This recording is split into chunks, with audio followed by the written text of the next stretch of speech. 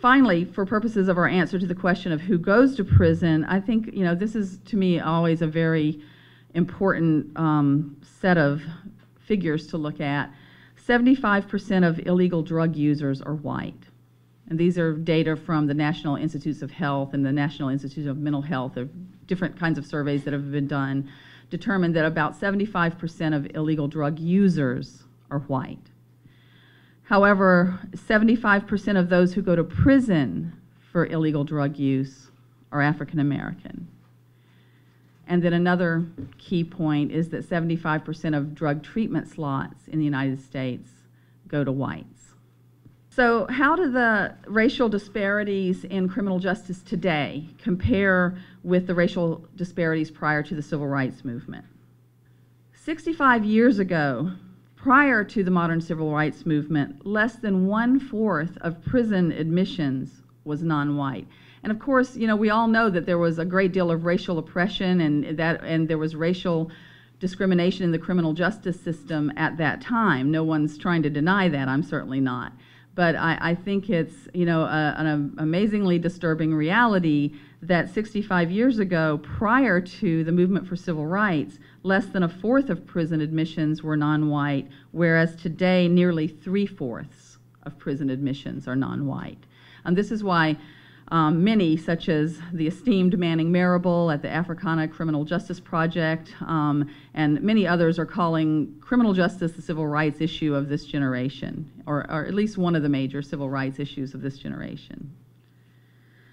So, the question comes to mind, why would this be the case? Why are we worse off today when it comes to racial discrimination in the criminal justice system than even prior to the civil rights movement? My research partner, David Barlow, and I have published research demonstrating that nearly every major criminal justice policy development in the history of the United States has emerged during a period of economic stagnation or decline, and has played an important role in the social control of economically surplus populations. The economic recessions of the mid-1970s and at the onset of the 1980s and the devastation experienced by American workers in the 70s and 80s are well documented. In this economic context, the political gains of the civil rights movement did not translate into the hoped-for economic gains for African Americans in the post-civil rights era. So essentially, just to kind of make a real nutshell explanation of the theory here, the doors that were open to African Americans due to the civil rights movement essentially gave them passage to, at that moment in time, to a severely declining economy, and they had the right to become the latest in a long line of economically surplus populations to bear the brunt of hard economic times. And then this, of course, combined with the lingering reality and legacy of racism, is what African Americans have encountered in their struggle in the last over 3 decades to really take part of the American dream. So as the 1970s moved into the 1980s, there was an enormous political backlash, and many in the room are familiar with this history, backlash to affirmative action, backlash to welfare, and there's been a variety of kinds of critiques of welfare, and other of someone mentioned earlier, the Great Society programs, and there was a great backlash to that, of course, in the 1980s. And interestingly, the backlash in the 1980s against the political gains of the civil rights movement was in many respects accomplished without a return to the traditional, most blatant forms of racism that America's past had experienced. Instead, it was a backlash that was characterized a lot more by reliance on what researchers have called modern symbolic racism, and we're all nowadays, and the earlier panel really helped us become more aware of some of the coded language and some of the ways in which there's a whole powerful background way in which racism is accomplished that's not as in your face and observable in really blatant ways, but is still just as powerful. And so the my point here is that the criminalization of young black men played a very important role in these new forms of symbolic racism, as well as playing an important role in the objective social control of young black men as an economically surplus population in this historical period.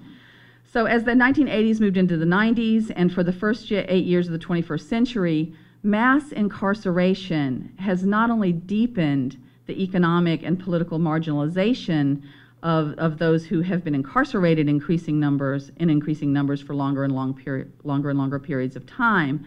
It's also been very, very costly, and in so many ways, too numerous to mention, but I'm going to just mention a few of them. So what are the costs of incarcerating record numbers of poor, young, black, and Latino men, and increasingly women as well? Some of the more obvious economic costs, it costs $70,000 to build one prison cell. That's an average cost. And during the 1990s in the United States, we built nearly 2,000 cells every week, 2,000 new prison cells every week throughout the 1990s. It costs an average of $23,876, and this varies greatly across the states, but the average is this, to keep one inmate in prison for 1 year, more than the cost of a 4-year degree at most state universities. What have we lost? I think that the human toll in terms of wasted lives and the damage done to communities is immeasurable. But when we consider what we're not spending our money on, when we spend it on prisons, one of the most disturbing comparisons for me is comparisons between spending on prisons and spending on education. Increases in state spending on corrections far outpaced increases in spending on education in the decades of the Great Prison Experiment and the war on drugs. The net effect of the high cost of incarceration is that states now spend an average of 6.8% of their budgets on corrections. There are 4 states, Vermont, Michigan, Oregon, and Connecticut, that now spend more on corrections than they do on higher education. Given the fact that prisons have not proven effective in reducing crime rates, it seems all the more important to note that putting people in prison is considerably more expensive than anything else we could do with criminal offenders. In the early 1970s, 200,000 people were locked up in the United States. Today's jail and prison population is 2.3 million. So where do we go from here? The Institute for Community Justice at FSU was established to help answer those questions. That's why we exist, to address those questions through research and bringing to bear research that exists. We're committed to data-driven solutions, and I just want to kind of end this with think justice reinvestment. We have to do it. Thank you.